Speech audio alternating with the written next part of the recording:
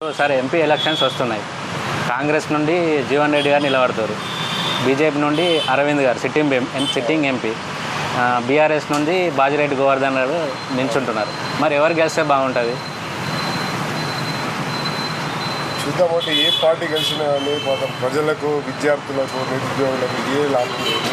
వాళ్ళ స్వార్థానికి వాళ్ళు నిల్చుంటున్నట్టు తెలుస్తున్నారు. కానీ ఇప్పుడు ఇంత వ్యవస్థ, విద్యార్థులు మాత్రం చదువుకొని ఇంత ఎడ్యుకేషన్ ఉంది, వాళ్ళు పాపం పిల్లలు ఇంత బాధపడుతున్నారు. అన్ని స్కామ్లు జరుగుతున్నాయి. మరి ఏ గవర్నమెంట్ ఇప్పుడు ఇంతకుముందు టీఆర్ఎస్ 10 years చేసింది, వాళ్ళు పిల్లల గురించి, నిరుద్యోగుల గురించి పట్టించుకోలేరు. వీళ్ళు వస్తారు గిట్ట వీళ్ళు పట్టించుకుంటామని తెలియదు. ఎవరైనా గిట్ట మరి సమాజం మారుతూనే ఈ ప్రభుత్వం కరెక్ట్ పనిచేసినట్టు ఇప్పుడు సార్ అన్నది. ఇప్పుడు సిచ్యువేషన్ ఇక్కడ చేయించాలో కూడా జీవన్ రెడ్డికి మంచిగా ఉంటుంది. అతనిది ఇప్పుడు సెంట్రల్ గవర్నమెంట్ కాబట్టి అతడు ఎట్లయితే తెలియదు. మరి ఇప్పుడు ఈ టీఆర్ఎస్ అంటే మొత్తం స్కామ్లతో నడుస్తుంది. ఎవరిని ఎన్నుకుంటారో ప్రజలు ఎట్లా చేస్తారో అన్నది ఇంకా తెలియదు. అంటే సార్, ఇప్పుడు గతంలో మంత్రి చేసిన అనుభవం జీవన్ రెడ్డి గారికి ఉన్నది. ఇప్పుడు ఎంపీగా గెలిస్తే నేను జగిత్యాల నియోజకవర్గాన్ని పెద్ద మొత్తంలో అభివృద్ధి చేస్తా అంటారు. అభివృద్ధి చేస్తూ ఉంటున్నారు. కానీ గత మరి 10 సంవత్సరాలు టీఆర్ఎస్ గవర్నమెంట్ ఉంది. ఈ జగిత్యాల ఇప్పుడు కరీంనగర్ డిస్ట్రిక్ట్ తర్వాత సెకండ్ జగిత్యాల పాపులేషన్ ఉంది. ఈ జగిత్యాల రోడ్లు వేయడం లేదు, డెవలపింగ్ లేదు. ఇక తనస్త గిట్ట చేస్తూ ఉంటున్నట్టు చెప్పలేము. అయితే అర్థం కాదు. ఇప్పుడు సెంట్రల్లో బీజేపీ ఉంది, వాళ్ళు అరవింద్ గారు ఏం పట్టించుకోలేరు.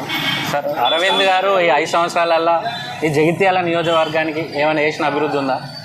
ఇచ్చా నియోజకవర్గానికి ఏం అభివృద్ధి చేయలేడు. కానీ సెంట్రల్ గవర్నమెంట్ కాబట్టి తను చేసేయండి. ఎందుకు చేయలేడు కానీ ఇక తన వ్యక్తిత్వం అర్థం చేసుకోలేదు తను.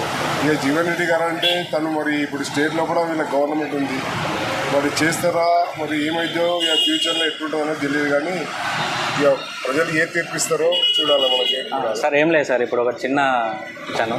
ఇప్పుడు జగిత్యాల నియోజకవర్గానికి సంబంధించి ఇప్పుడు పెద్ద మొత్తంలో మేము సర్వే చేస్తే మేమంతా జీవన్ రెడ్డి గారి వైపు ఉన్నాం, ఈసారి జీవన్ రెడ్డి గారికి పెద్ద మొత్తంలో ఓట్లు వేస్తా అంటారు. మరి మీరేమంటారు దాన్ని? ఇప్పుడు అందరూ అభిప్రాయం జీవన్ రెడ్డి ఏంటంటే ఇప్పుడు గవర్నమెంట్ కాంగ్రెస్ ఉంది కాబట్టి జీవన్ రెడ్డికి వేస్తే డెవలప్ అవుతుంది, కొంచెం జయించడం చేస్తారు కావచ్చు. మరి దానికి సమ్మతమే కొంచెము.